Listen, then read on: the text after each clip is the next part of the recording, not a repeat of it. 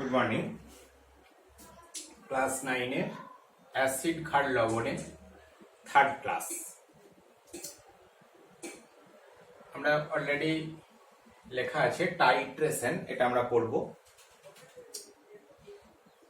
Titration জিনিসটা কি আমরা যদি আগের পড়াটাকে একটু মনে করে নিই, যেটা পড়েছিলাম যে প্রশমন বিক্রিয়াটা পড়েছিলাম। সেখানে কি শিখেছিলাম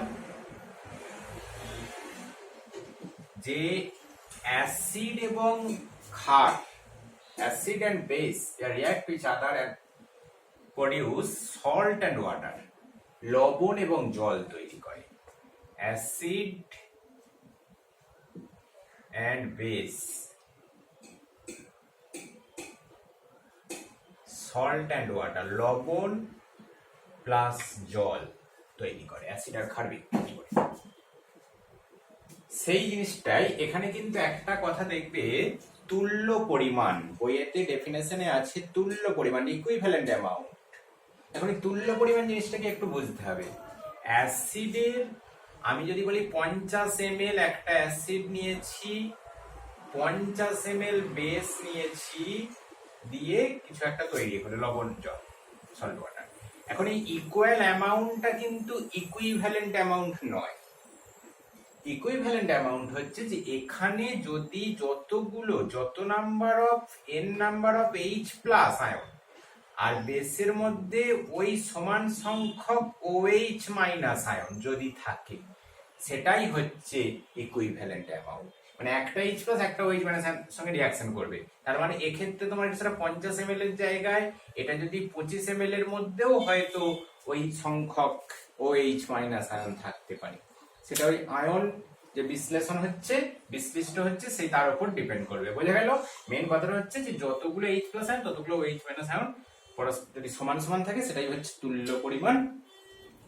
অ্যাসিড এন্ড বেস রিঅ্যাক্ট করে সল্ট এন্ড ওয়াটার প্রডিউস করে। টাইট্রেশন জিনিসটা হচ্ছে কি না, ঠিক আমরা এই প্রশমন বিক্রিয়াটাকেই কাজে লাগাবো। লাগিয়ে আমরা এখানে কেন এটাকে টাইট্রেশন অনেক রকমের হয়, আমরা যেটা করব সেটা হচ্ছে অ্যাসিড বেস টাইট্রেশন। এই অ্যাসিড বেস টাইট্রেশনটাই আমরা তোমাদের সিলেবাসে রয়েছে। সেই অ্যাসিড বেস টাইট্রেশনে যেটা কি কারণে করব, কারণটা হচ্ছে যদি তোমাকে একটা অ্যাসিড বা একটা বেস দিয়ে দেয়, এদের মধ্যে যদি একটা দিয়ে দেয় অপরটা, সেইটা দিয়ে যদি বলে তার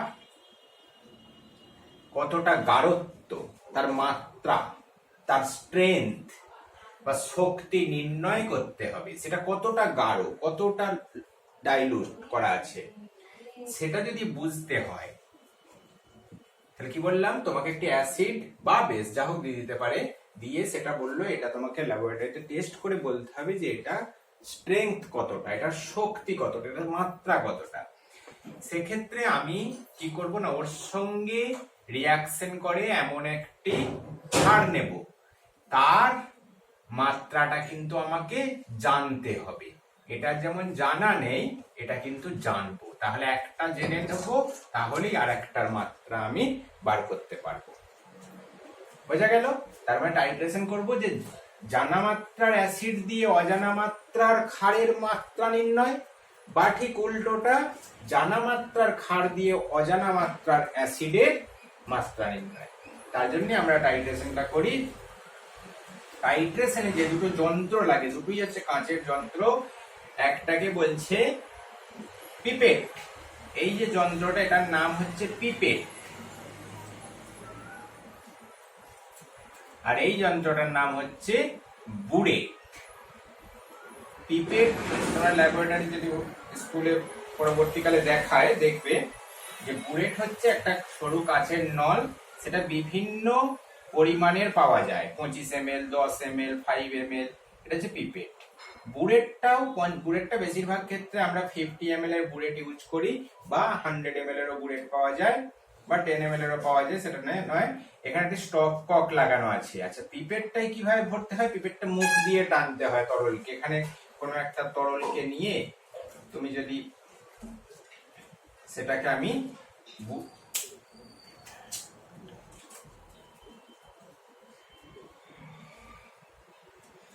এটা এইভাবে তরলটাকে মুখে করে টানতে হয়, কারণ এর মুখটা এত শুরু উপর দিয়ে ঢাললে কিন্তু ঢুকবে না। ঠিক আছে, কনিক্যাল ফ্লাস্কের কোনো লিকুইডকে মুখ দিয়ে ধরে আমরা এটাকে টেনে নেব।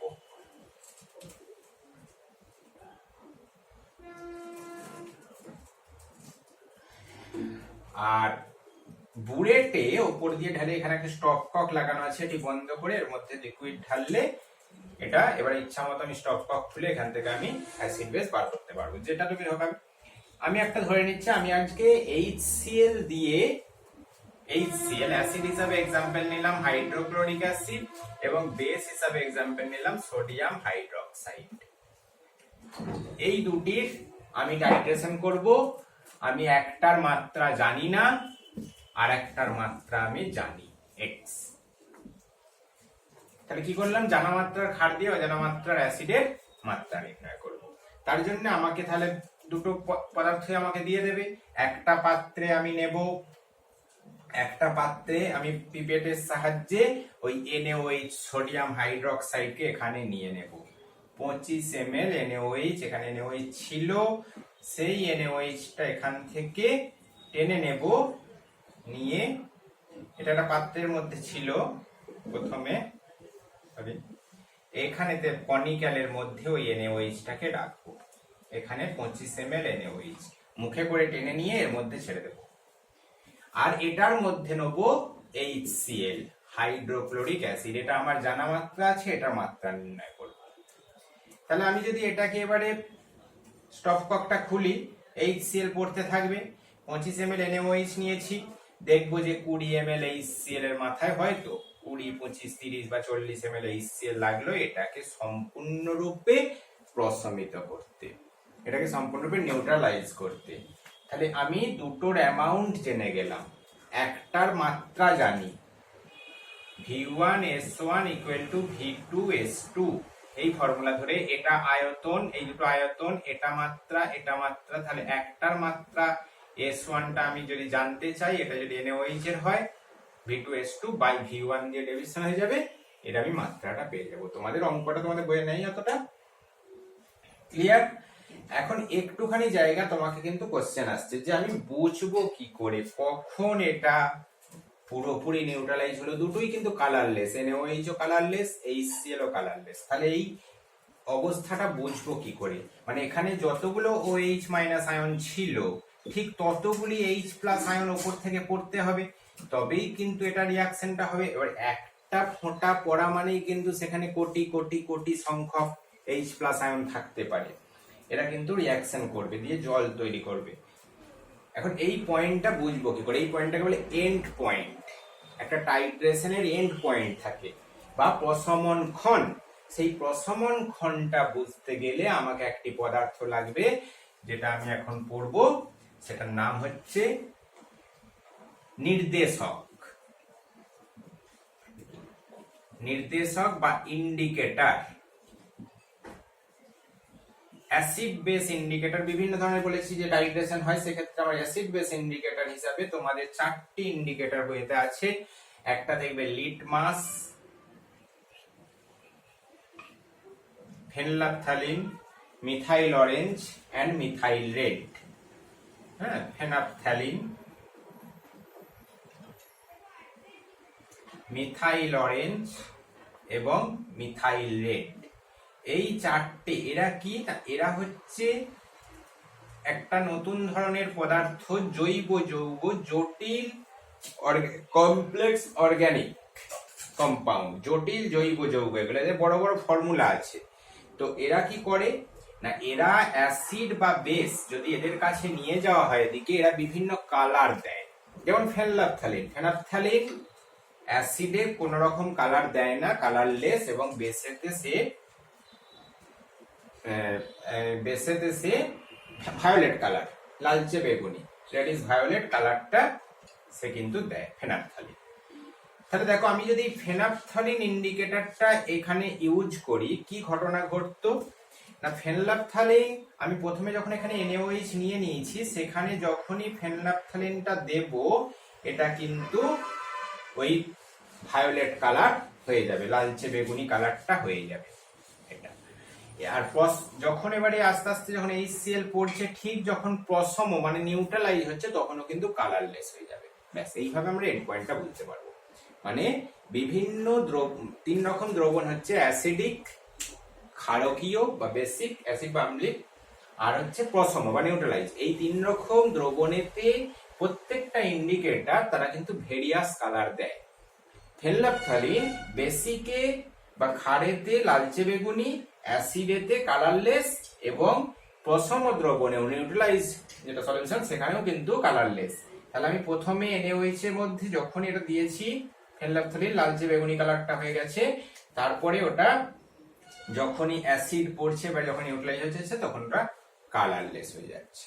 তাহলে এই সময়টা আমরা কিন্তু এটাকে বন্ধ করব, স্টপ কপটা। উপর থেকে পড়তে পড়তে পড়তে পড়তে নিচে কনিক্যাল ফ্লাক্সটা নাড়াতে হবে, পড়তে পড়তে একসময় এটা কালারলেস হয়ে যাবে। এটাই হচ্ছে টাইট্রেশনের দ্বারা আমি তাহলে এই ভলিউমটা পেয়ে গেলাম যে 19 ml কি 19 ml কি 30 ml আমার অ্যাসিড লেগেছে 25 ml বেসটাকে। তাহলে বুঝতেই পারছো যে কার দেখো দিন কার কনসেন্ট্রেশন বেশি হবে, নিশ্চয়ই এই সিএলটার কনসেন্ট্রেশন বেশি আছে তাই এটা কম লেগেছে। যার কনসেন্ট্রেশন বেশি হবে তার আয়তন কম লাগবে, যার গাঢ়ত্ব বেশি হবে যার গাঢ়ত্ব কম হবে তার ভলিউমটা বেশি লাগবে। এটাই হচ্ছে নির্দেশক। এরপরে আমরা চলে যাব নতুন একটি টপিক, সেটা হচ্ছে লবণ জিনিসটা শুরু করব, সল্ট। এটা আমি কমপ্লিট করে দিলাম। টাইট্রেশন জিনিসটা বই থেকে পড়ো, বোঝো, এবং ইন্ডিকেটর দুটো জিনিস অলরেডি হয়ে গেল।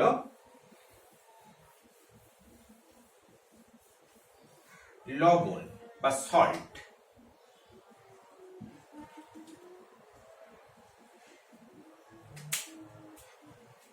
লবণ বা সল্ট এটা কাকে বলছে না, ওই যে আমরা অলরেডি জেনেই গেছি লবণ কিভাবে তৈরি হয় না, অ্যাসিড আর ক্ষারের বিক্রিয়া, অ্যাসিড এবং বেসের রিঅ্যাকশনে লবণ তৈরি হয়। তাহলে সেই লবণটা কিভাবে তৈরি হচ্ছে আমি যদি একটু দেখি, যে একটু আগে করলাম HCl প্লাস NaOH, তাহলে ইকুয়াল টু হচ্ছে NaCl, তৈরি হচ্ছে NaCl প্লাস H2O। দেখো একটু যদি ভাবি যে HCl টা দিয়েছে H প্লাস আয়ন আর NaOH টা দিয়েছে OH মাইনাস আয়ন দিয়ে তৈরি হয়েছে জল। তাহলে বাকি যে Cl এবং Na এরা দুজনে যে পড়েছিল তারাই কিন্তু রিঅ্যাকশন করে তৈরি করেছে NaCl। তাহলে আমি এটাকে দুভাবে ভাবতে পারি, যে NaOH থেকে HCl থেকে NaCl তৈরি হয়েছে যদি কেউ বলো, তাহলে সেক্ষেত্রে কি বলবে না H টা Na হয়ে গেছে। আবার কেউ বলতে পারো NaOH টা কিভাবে NaCl হয়েছে না OH টা Cl হয়ে গেছে। তাই লবণটা তৈরি হচ্ছে, দুভাবে লবণটা তৈরি হচ্ছে। দেখ লবণটা মোটামুটি আমরা এই প্রথমেরটা নিয়ে ডেফিনেশনটা তৈরি করব। বইতে দেখবে যে একটা অ্যাসিডের যে H প্লাস গুলো রয়েছে, সেই H প্লাস গুলো যখন প্রতিস্থাপিত হচ্ছে, রিপ্লেসমেন্ট হচ্ছে কি দ্বারা না কোনো একটা মেটালিক আয়ন দ্বারা, HCl হয়ে গেল NaCl, হাইড্রোজেনটা প্রতিস্থাপিত হলো সোডিয়াম দ্বারা, এটাকেই বলা হচ্ছে লবণ। যখন অ্যাসিডের প্রতিস্থাপনীয় হাইড্রোজেন পরমাণু, ডেফিনেশনটা দেখো, অ্যাসিডের প্রতিস্থাপনীয় হাইড্রোজেন হলো এক বা একাধিক, হতে পারতো H2SO4, যখন Na2SO4 বা K2SO4, দেখো পটাশিয়াম দিয়ে হয়ে গেল NH, বা এটাই হয়ে গেল NH4 2SO4। দেখো এটা কিন্তু কোনো মেটালিক আয়ন নয়, অ্যামোনিয়াম, এটা হচ্ছে মেটাল লাইক একটা ক্যাটায়ন, ধাতুর মতো আচরণকারী একটা ক্যাটায়ন অ্যামোনিয়াম NH4+। তাহলে H2SO4 টা NH4 বা এরকমও হতে পারতো, আবার দেখো যে H2SO4 টা NaHSO4, সেক্ষেত্রে কি হলো দেখো দুটো H ছিল, একটা H রয়ে গেছে, একটা সোডিয়াম দিয়ে একটি হাইড্রোজেন রিপ্লেসমেন্ট হয়েছে। আমরা এই দুটোকে বলবো সমিত লবণ বা প্রশম লবণ বা নরমাল সল্ট, যখন পুরোপুরি H গুলো চলে যাবে। আর যখন H গুলো থেকে যাবে সেটাকে বলবো বাই সল্ট বা অ্যাসিড লবণ। তাহলে এগুলো এক্সাম্পল হিসাবে নিতে পারি, দেখবে বাই কথাটা রয়েছে, যে সমস্ত লবণগুলোরই মাঝখানে এরকম এইচ থাকবে সেগুলোই হয়ে যাবে বাই লবণ মোটামুটি ভাবে। Sodium bisulphate, potassium bicarbonate, calcium bisulphate, এরা হচ্ছে বাই লবণ, এরা অ্যাসিড লবণ। আর ক্ষারকীয় লবণটা যদি যাই বা বেসিক সল্ট, সেটা কিভাবে তৈরি হবে, ঠিক এই দ্বিতীয় যে প্রসেসটা। যদি কারোর মনে করো একটা বেশি করে CuOH2 আছে, এটা একটা ক্ষার, বুঝতেই পারছি OH মাইনাস এমন আছে, তাহলে এখান থেকে যদি আমার CuCl এবং CuOH এরকম ব্যাপারটা যদি রয়ে যায়, মানে একটা ক্লোরিন রিপ্লেস হয়েছে আর একটা ক্লোরিন রিপ্লেস হয়নি, মনে করো এটা আমার বেশি করে মনে করো ও, মানে যে এক কথায় যে সল্টের মধ্যে এরকম ভাবে OH-টা রয়ে যাবে, সেটাই হচ্ছে ক্ষারকীয় লবণ বা বেসিক সল্ট। এগুলো এরকম ভাবে কমা দিই, বেশিরভাগ বেসিক কপার কার্বনেট PbO, এটা এইভাবে ফর্মুলাটা লেখা যায়, অথবা ফর্মুলাটা এটা লিখলে ভালো বুঝতে পারবে, CuOHCl। তাহলে দেখো OH একটা রয়ে গেছে আর একটা Cl, মানে কোন একটা অ্যানায়ন Cl মাইনাস এসে ওটাকে NaOH থেকে NaCl হয়েছিল, OH টাকে Cl করে দিয়েছে, সেরকম এখানে CuOH থেকে CuCl হয়ে যেত, তার জায়গায় একটা OH রয়ে গেছে, তখন সেটা হচ্ছে ক্ষারকীয় লবণ বা বেসিক সল্ট। এছাড়াও আরো দুটো সল্ট আছে, যুগ্ম লবণ বা ডবল সল্ট, যেখানে আমরা কমা দিয়ে দুটো সল্টকে একসাথে যুক্ত হয়, যেমন অ্যালাম আমরা যে ফটকিরি ইউজ করি, K2SO4, Al2SO4 হোল 3, 24H2O, এটা হচ্ছে ডবল সল্ট। যখন অনেকগুলো দুটো সল্ট যখন একসাথে যুগ্ম অবস্থায় থাকছে, ডবল দুটো লবণ, তখন তাদেরকে বলছি আমরা যুগ্ম লবণ। আর জটিল লবণ হচ্ছে কমপ্লেক্স সল্ট, এটা কেমন, পটাশিয়াম ফেরোসায়ানাইড K4Fe হোল 6।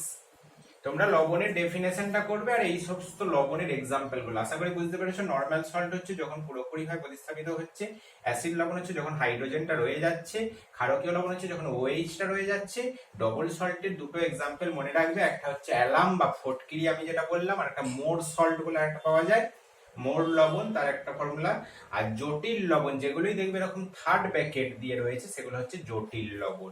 এই জটিল লবণ আর যুগ্ম লবণকে একসাথে আবার বলা হয় দ্বিধাতব লবণ, ডবল মেটাল সল্ট। দুটো মেটাল আছে, দেখো এখানে পটাশিয়াম অ্যালুমিনিয়াম, এখানেও পটাশিয়াম আয়রন, ঠিক আছে।